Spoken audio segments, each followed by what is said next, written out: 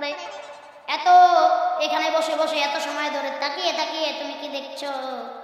বলে আমি দেখতেছি আল্লাহ তাআলা কেমন রাসূল বানাইছেন যার একটা কথা শোনার কারণে আমার সব অভ্যাসগুলি পরিবর্তন হয়ে গেল। এই রাসূল আল্লাহর প্রেরিত রাসূল ছাড়া আর কেউ হতে পারে না। তাহলে বলেন আমাদের এক নম্বরে কি ছাড়তে হবে? কি ছাড়তে হবে? মিথ্যা কথা যদি আমি ছেড়ে দেই তাহলে আমার বাকি গুনাহগুলো এমনি এমনি অভ্যাসগুলো পরিবর্তন হয়ে যাবে। আল্লাহ পাক রব্বুল আলামিন আমাদের সকলকে মিথ্যা কথা থেকে বেঁচে থাকার তৌফিক দান করে দেন। আর জোরে কোন আমিন। তাহলে আমাদেরকে মিথ্যা কথা ছাড়তে হবে, তাহলে আমাদের ভিতরে সব গুনাহগুলি আস্তে আস্তে ধুয়ে মুছে যাবে। আল্লাহ তাআলা আমাদের মিথ্যা কথা ছাড়ার তৌফিক দান করুন এবং আল্লাহ পাক রব্বুল আলামিন আমাদেরকে জিনা করা, চুরি করা, নেশা করা থেকে আল্লাহ পাক রব্বুল আলামিন আমাদেরকে বিরত করুন। সকলে বলি আমিন। এই যুব সমাজটা সব থেকে বেশি ধ্বংস হয়েছে নেশার কারণে, ঠিক কিনা? এই যুব সমাজগুলি ধ্বংস হয়ে গেছে নেশার কারণে। আর এই নেশা যারা তৈরি করেছে তারা এই নেশা এমন না যে যুবকদেরকে নেশা খাইয়ে শুধু নেশাখোর বানিয়ে রাখবে, এই জন্য তৈরি করে নাই। তারা এই নেশাকে তৈরি করেছে এই পৃথিবীতে যত মুসলমান আছে সব মুসলমানকে এই নেশার ভিতরে লিপ্ত করে আল্লাহর থেকে দূর করে দেওয়ার জন্য। এই নেশা করার কারণে, আজকে গাঁজা খাওয়ার কারণে, ইয়াবা খাওয়ার কারণে কত মানুষের সংসার আজকে ভেঙে গেছে, ঠিক কিনা?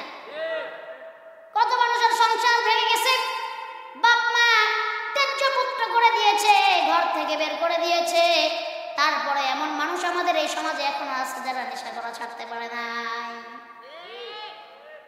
আল্লাহ তাআলা সকলকে নেশা থেকে মুক্তি দান করুন। আল্লাহ তাআলা সকলকে জিনা থেকে মুক্তি দান করুন। আল্লাহ তাআলা সকলকে চুরি করা থেকে মুক্তি দান করুন। আর জোরে কোন আমিন। আর এখন তো নেশা শুধু এই মাদক সেবনের ভিতরে না, এখন আরো অন্যান্য জায়গায় নেশা আছে না নাই? এখন আমাদের যুবকদের নেশা হচ্ছে মোবাইলের প্রতি, আমাদের যুবকদের নেশা নারীর প্রতি, আমাদের যুবকদের নেশা মোবাইলের প্রতি। আব্বা আম্মা যদি সন্তানকে বলে বাবা সারাদিন মোবাইলটার ভিতরে তুমি কি চালাও, একটু মোবাইলটা রেখে পড়াশোনা করতে বসো, ওই যুবক আব্বা আম্মারা ঝাড়ে দিয়া বলে তুমি কি বুঝো মোবাইলের সম্বন্ধে, আছে না নাই? কি দেখে এই যুবকেরা মোবাইলে বলেন? কি দেখে? টিকটক দেখে। কি দেখে? টিকটক দেখে। ফ্রি ফায়ার গেলে বিচ্ছি বিচ্ছি বলা বান্ডি, আছে না নাই? এই এলাকায় আছে। দেখবেন ক্ষেতের সিরিয়ালে দেখবেন রাস্তার এক সিরিয়াল দিয়ে বসে 5-6টায় সবগুলোর হাতে দেখবেন মোবাইল। কি যে খেলে আর কি যে কয় ও নিজেও জানে না, ঠিক কিনা? আর এই সমাজে এই সমস্ত কারণে আজকে আরো কত যে অধঃপতন হচ্ছে এটা আল্লাহ তাআলা ভালো জানেন। সমাজের অধঃপতন হচ্ছে না? বলেন জোরে কোন হচ্ছে না?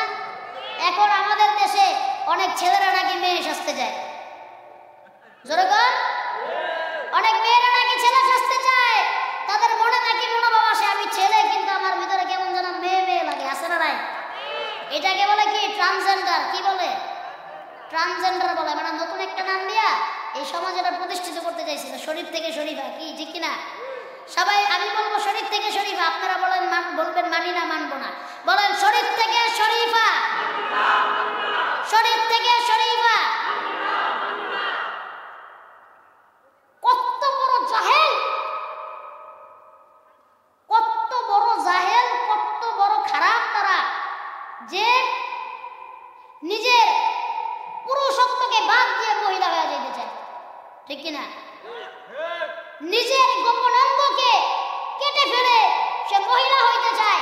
এই সমস্ত মানুষ যারা আমাদের সমাজে স্বীকৃতি দেয়, থাপড়ায় দাঁত ফালাইয়া দিবেন। এই এলাকার যুবকদেরকে বলতেছে, যুবকরা আছে না? আছে? শরীর থেকে শরীর হইতে চাইলে কি করবা বলেন? থাপড়ায় দাঁত ফালাইয়া দিবেন, নাহলে পিঠে হাড্ডি ভেঙে ফেলবেন। এই এক সমকামিতার কারণে। সমকামিতার কারণে। সমকামিতা কি? সমকামিতা হচ্ছে পুরুষের প্রতি আকর্ষণ। নাউজুবিল্লাহ পড়বেন না। নারীদের প্রতি আকর্ষণ। নাউজুবিল্লাহ। স্বাভাবিক একটা পুরুষের কার প্রতি আকর্ষণ থাকে? একটা নারীর প্রতি আকর্ষণ থাকে, ঠিক কিনা? নারীদের কার প্রতি আকর্ষণ থাকে? পুরুষের প্রতি। আর নারীদের নাকি নারীদের প্রতি আকর্ষণ, পুরুষদেরকে নাকি পুরুষদের প্রতি আকর্ষণ। আরে এই জাতিকে তো আমার আল্লাহ তাআলা আমি ধ্বংস করে দিয়েছেন। আপনারা জেনে দেখবেন কওমে লূতকে আল্লাহ পাক রব্বুল আলামিন এই সমকামিতার কারণে ধ্বংস করে দিয়েছেন। আর তারা আজকে আমাদের বাংলাদেশে এই সমকামিতা প্রতিষ্ঠা করতে চায়। মুসলমানদের গায়ে এক ফোঁটা রক্ত থাকতে এই সমকামিতা আমরা প্রতিষ্ঠা করতে দিব না ইনশাআল্লাহ। কত বড় বেয়াদব বলে আমি, আমার নাম শরীফ, আমার ভিতরে কি মেয়ে মেয়ে ভাব আসে, পরিবর্তন ভাব আসে, এই জন্য আমার নাম আজকে থেকে শরীফা। এটা শুনে দেন, আল্লাহ যদি আপনাকে ছেলে হিসাবে দুনিয়াতে পাঠায় থাকেন, আপনি একজন পুরুষ। জোরে কোন কথা ঠিক কিনা? ছেলে হিসাবে যদি পাঠায় থাকে, পুরুষ হিসাবে যদি পাঠায় থাকে, আপনি একজন পুরুষ। আর আল্লাহ তাআলা যদি আপনাকে নারী হিসাবে পাঠায় থাকে, নারী বানায় পাঠায় থাকে, আপনি একজন নারী। আর যদি এই কথা আপনাদের কাছে আমার কথা যদি ভালো না লাগে, বাংলাদেশ ছেড়ে কোন দেশে এটা সমকামিতা আর কোন দেশে ট্রান্সজেন্ডারদেরকে স্বীকৃতি দেয়, বাংলাদেশ ছেড়ে সেই দেশে চলে যাও। বুঝে আসছে তো কথাগুলো? এই কথাগুলো কেন বললাম? আজকে ভালো ভালো ছেলেরা, কলেজ, ইউনিভার্সিটি, ভালো ভালো ছেলেরা, ভালো ভালো মেয়েরা এদের কথা শুনে প্রভাবিত হয়ে আজকে হোমোসেক্সুয়ালিটিতে তাদের অভ্যাস হয়ে গেছে। আজকে তারা সমকামিতার ভিতরে সমকামিতা করতেছে। আল্লাহ তাআলা এই জাত থেকে আল্লাহ পাক রব্বুল আলামিন আমাদেরকে হেফাজত করুন, সকলে বলে আমিন। আমার তো মাঝে মাঝে মনটা চায় যে যারা এই সমস্ত কথা কয় যে আমি নিজের নারী দাবি করি, পুরুষ হয়ে আর পুরুষে কয় নারী, কয় আমি নারী হয়ে পুরুষ দাবি করি, আমার মনটায় কয় যে এক জায়গায় জড়ো করার কাম, যে আসো তোমাদেরকে একটা স্বীকৃতি দিই, ঠিক কিনা? দায়িকা আইনা স্বীকৃতির কথা দেওয়ার কথা কয় ইচ্ছা মতো ফিরে দেওয়ার কাম, যাতে করে আর জীবনেও কোনো দিন এই কথা না বলে। আল্লাহ তাআলা আমাদের হেফাজত করে, জোরে করে না। আজকে যদি আমাদের সমাজে কোরআনের আইন প্রতিষ্ঠা করা থাকতো, আজকে যদি আমাদের সমাজে রাসূলুল্লাহর হাদিস প্রতিষ্ঠা থাকতো, আজকে যদি আমাদের সমাজের আইন হইতো কোরআনের আইন, এরা এই কথা বলার সাহস পাইতো না। আল্লাহ পাক রব্বুল আলামিন এই জন্য বললেন, বান্দা তুমি সমাজে কোরআনের আইন প্রতিষ্ঠা করো। সর্বপ্রথম বান্দা তুমি তোমার নিজের জীবনে কোরআনের আইনকে প্রতিষ্ঠা করো। আল্লাহ পাক রব্বুল আলামিন বললেন, ফামান তাবিআ হুদায়া ফালা খাউফুন আলাইহিম ওয়ালা হুম ইয়াহজানুন। আল্লাহ পাক রব্বুল আলামিন বলেন, যেই সমাজে কোরআনের আইন প্রতিষ্ঠিত থাকবে, যেই সমাজে কোরআন দিয়ে সমাজ পরিচালনা করা হবে, যেই ব্যক্তি নিজের জিন্দেগিকে কোরআন দিয়ে পরিচালনা করবে, যেই সমাজ নিজের সমাজকে কোরআন দিয়ে পরিচালনা করবে, যেই দেশের জাতি নিজের দেশকে কোরআন দিয়ে পরিচালনা করবে, আল্লাহ পাক রব্বুল আলামিন বলেন ওই দেশের ভিতরে সমস্ত রকমের গুনাহগুলি আপনি আপনি উঠে যাবে।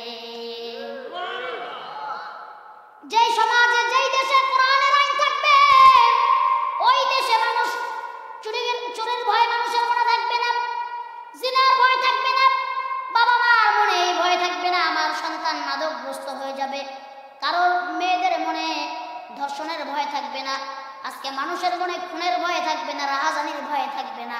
ওই সমাজে একমাত্র একজনের ভয় থাকবে। চিৎকার মেরে বলেন সেই ভয় কার? আরো জোরে বলেন কার? আল্লাহর ভয় ছাড়া কারো ভয় থাকবে না। আর আমরা বাংলার মুসলমান, আমরা আল্লাহ ছাড়া কারো ভয় পাই? জোরে কোন? দ্বিতীয় আর কোনো ইলা নাই।